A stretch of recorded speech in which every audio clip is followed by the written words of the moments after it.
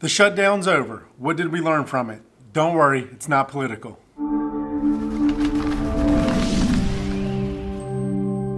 What's up guys? Welcome back to another video. In today's video, we're going to be talking about the government shutdown.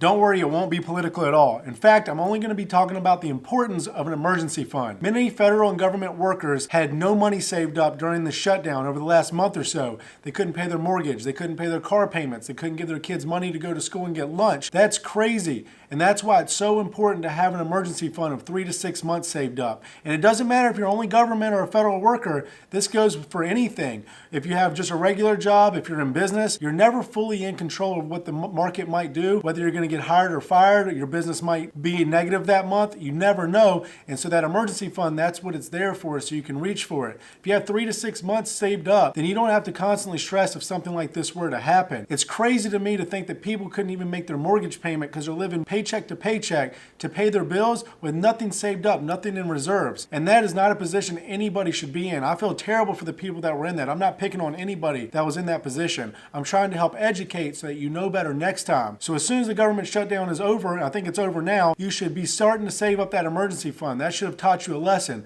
that, hey, this could happen again a month down the road, a couple months down the road, a year down the road. Or if you're not in the government, you should be saving up this anyway so you're never in this position. And I think one guy said that you should just go get a loan, or told all the government employees to just go get a loan to cover their expenses.